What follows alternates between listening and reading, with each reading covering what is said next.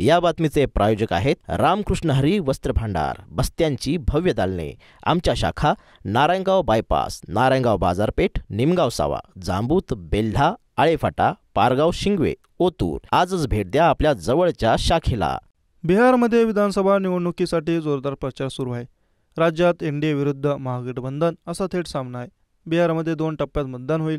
6 आणि 11 नोव्हेंबरला मतदान झाल्यावर 14 नोव्हेंबरला मतमोजणी होईल. सध्या राज्यात प्रचारसभांचा धुराळा उडाला असून आरोप प्रत्यारोप सुरू आहेत. एकीकडे बिहारमध्ये राजकीय वातावरण तापलेलं असताना दुसरीकडे सी वोटरनं काही महत्त्वाची आकडेवारी प्रसिद्ध केली.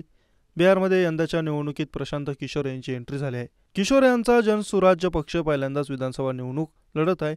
प्रशांत किशोर यांचा पक्ष कोणाच्या मतपेढीला सुरुंग लावणार असा प्रश्न सगळ्यांनाच पडला. सी वोटरचे यशवंत देशमुख यांनी बिहार विधानसभा निवडणुकीसंदर्भात काही महत्त्वाचे आकडे शेअर केले. मागील निवडणुकीत एनडीएला 37.26% तर महागठबंधनला 37.23% मतं मिळाली होती. तेव्हा चिराग पासवान यांचा लेक जनशक्ती पक्ष स्वराज्य बळावर लढला होता. पासवान यांच्या पक्षानं 5.66 मतं घेतली होती, तर उपेंद्र कुशवाह यांचा पक्ष वेगळ्या आघाडीत होता.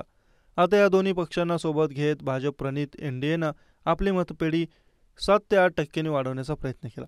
एकीकडे भाजप प्रणित एनडीए मतपेढी वाढवण्याचा प्रयत्न करत असताना दुसरीकडे प्रशांत किशोर एनडीएच्या मतपेढीला सुरुंग लावत आहे.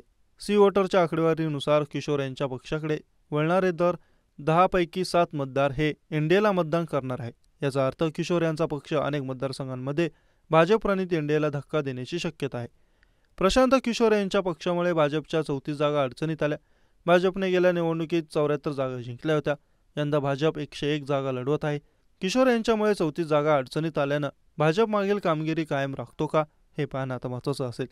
किशोर यांच्या पक्षाच्या उमेदवारामागे उभे राहणारे 70% मतदार हे एनडीएचे आहेत. त्यामुळे भाजपची गोची झाली आहे. 2009 मध्ये महाराष्ट्र विधानसभा निवडणूक झाली. त्या निवडणुकीमध्ये राज ठाकरेंच्या मनसेमुळे शिवसेना भाजप युतीनं मोठं नुकसान झालं होतं. राज यांच्या मनसेनं पहिल्यांदाच विधानसभा लढत 13 जागा जिंकल्या. अनेक ठिकाणी त्यांचे उमेदवार दुसऱ्या क्रमांकावर राहिले. मनसेचा सर्वाधिक फटका शिवसेनेला बसला. मतांच्या विभाजनाचा थेट फायदा काँग्रेस राष्ट्रवादीला झाला. 16 वर्षांपूर्वी महाराष्ट्रात पाहायला मिळालेला तोच पॅटर्न बिहारमध्ये पाहायला मिळतो आहे.